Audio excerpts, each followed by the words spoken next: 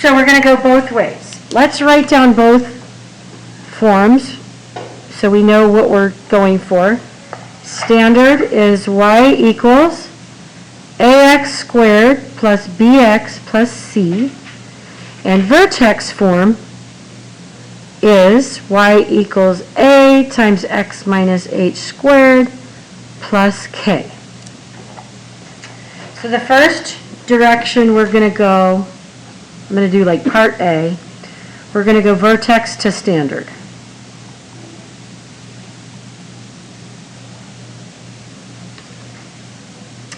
So vertex to standard,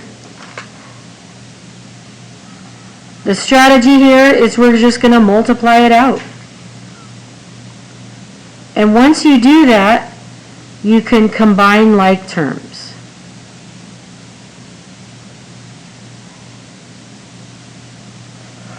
Okay?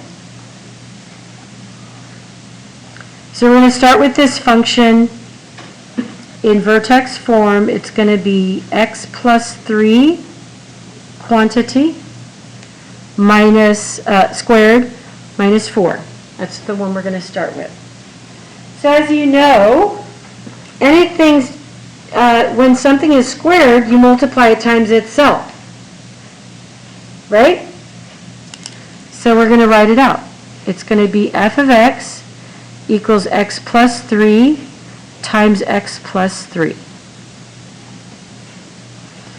And then our algebra 1 kicks in.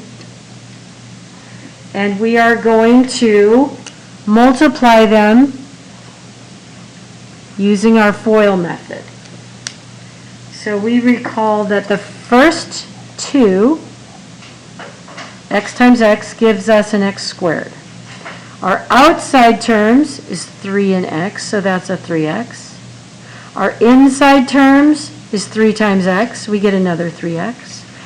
And the last two terms is 3 times 3, so that gives us a 9. We still have a minus 4, and now we have 5 different terms. So I'm going to be able to combine some of these terms. We're going to combine this one and this one, because those are both x's. It will also be able to combine these, because these are just numbers, right? Those are constants. So now my function looks like x squared plus 6x plus 5. Guess what? We just went from vertex form down to standard form.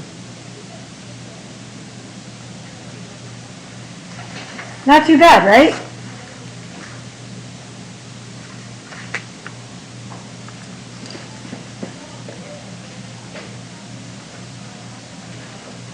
Which means now we're going to go from standard to vertex. This is a new sort of process that I'm going to show you.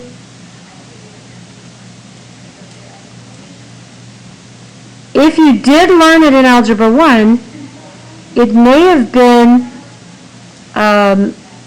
either right when we got sent home or after we got sent home, in which case I don't expect you to remember it. So we're going to start over from scratch.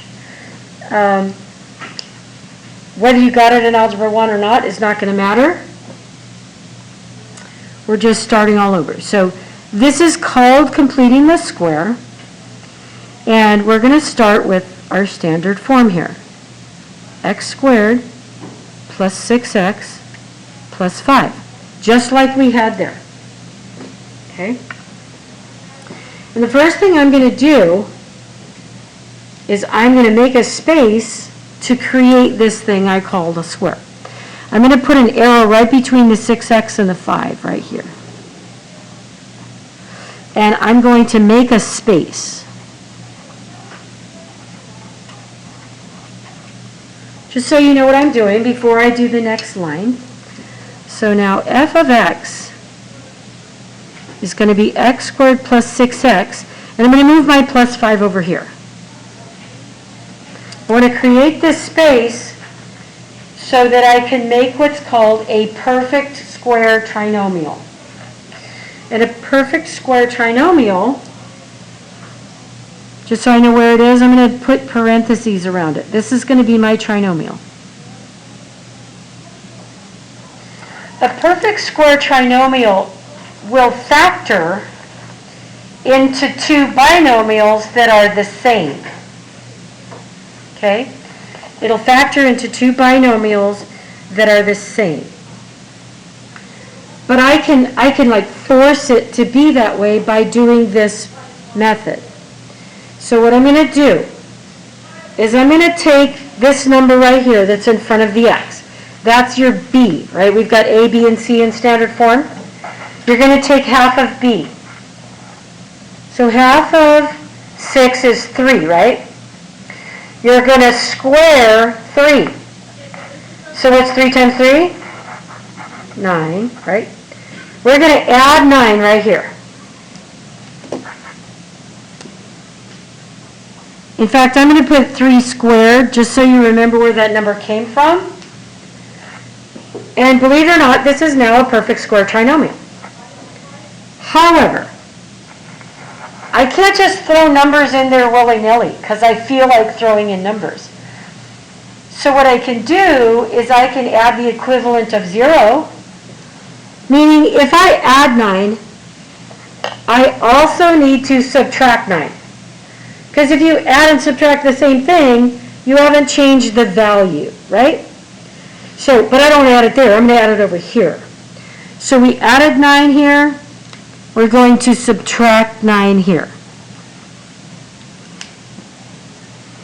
It's like writing 1/2 as 0.5. We've changed the form. We've changed how it looks, but it's the same quantity.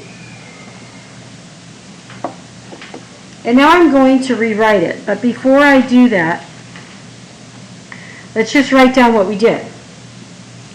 Okay? So here and here, I added and subtracted 1/2 of b squared. So whatever that number is, you take half, you square it, there you go. Okay? Now I can rewrite it. So now f of x, okay, this trinomial can be written as x plus 3 squared. These two at the end, this is plus 5 and minus 9, so it's minus 4. Now if you're wondering how I got from here to here, is that why you have your hand up? Oh, did I? Yeah, for sure. Because I'm only looking here. All right. So if you're wondering how I got from here to here, then take a look up here. Because, if that's clear enough. So here, right, when we started with x plus 3 squared, and we multiplied it out, we got this trinomial, x squared plus 6x plus 9. See it here? X squared plus 6x plus 9. So you're rewriting this to where it came from. It's factoring. But this is called a perfect square because it's one thing times, it's the same thing times itself. But look, you just went from, up here is standard form, and down here is vertex form.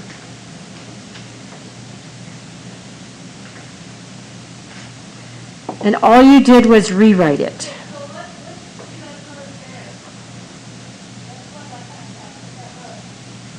Okay? So we're going to practice this. This process is called completing the square. We're not only going to practice it now, but it's going to be really important in chapter 3 as well.